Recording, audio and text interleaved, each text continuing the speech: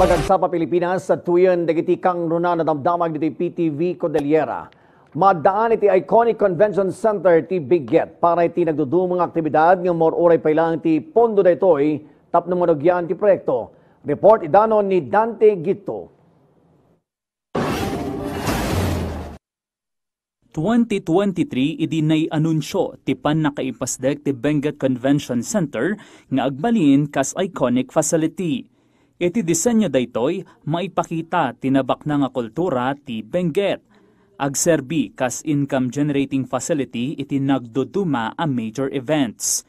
No pay kasta aging gaita ad-adalen pay ti Benguet PLGU ti master plan para iti convention center. Dahil graduate ako ng architecture, tinitingnan ko yung plano na kailangan mas marami tayo mai-host na mga tao, so that will be 2-story po yan. Isang ground floor na may function room na malaki, then sa second floor po may ganun din po at may mezzanine yung second floor niya. Sigun ka ni Representative Eric Yap, na isareka ni ti General Appropriations Act 2024 ti 150 million pesos sa pondo para iti proyekto.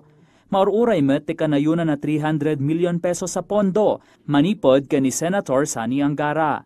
No makumpleto ti pondo, adalanda no posible amarugyan ti konstruksyon inton sumaruno at tawen. Katulad yung mga solar street lights sa buong Halsema Highway.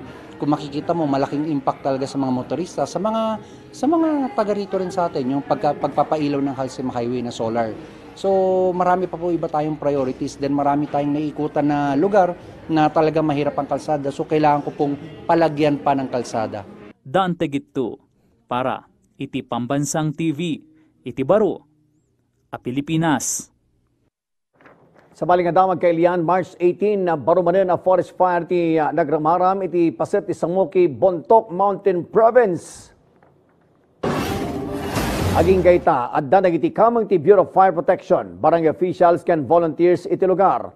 Dakilakari ti panang sibsib ditoy gapota rangkis ti moruram. Nagudwamat lang ti persada gapota dapay ti small fire ang mapaspasamak iti ili. Dumano na niti 29 na forest fires tinalistay ti Bontoc itatawan. Kadwan gapu iti negligence dagiti agpupuri ti basura ken dagiti nagango abulbulong ken kay kayo. Addamotan dagiti natiliwdaan nagpuor a napatawan iti kaskanan a panusa. Isu ati apila ti mayor ti publiko isardeng dapay tagpuor kalpasan ti panagdalusda kadagiti gardenda. Nasaysayat no ikalidalangan dagitoy ket kidaw na pay kadagiti man motorista asaan nga gibalbalang iti rongrong ti sigarilyo iti rangkis a posible a rason iti forest fire. We did everything. We're doing everything po. To information drive, lahat na yata ng barangay assembly yung pinag-usapan natin. Lahat ng, we even gave a reward sana sa mga barangays na walang forest fire. So practically we're doing everything. We are just asking for the cooperation of our people. Kabayatan na pakabuklan nga damag naragsak narambakan ti 18th Bignas di Bauco Festival iti poblasyon Bauco Mountain Province. Iti tema men esa tako ay mingasing ya mamignas ta susumya nan Bauco ti festibidad ket mangipakpakita iti panagkaykaysa, panagyaman ken progreso ti komunidad. Sigon iti amati ili ti festibidad ket maysa kaditi adu awagas tapno ipeksa dagiti militi panagyaman da ken ni kabunyan iti bat iti adu akarit. Injunay unay met dagiti bisita ti kinapateg ti panagkaykaysa tapno maragpa ti panagduras. Kinunada a napateg ti akem ti panagkaykaysa iti panangdanon ti Bauco iti ayan na iti agdama.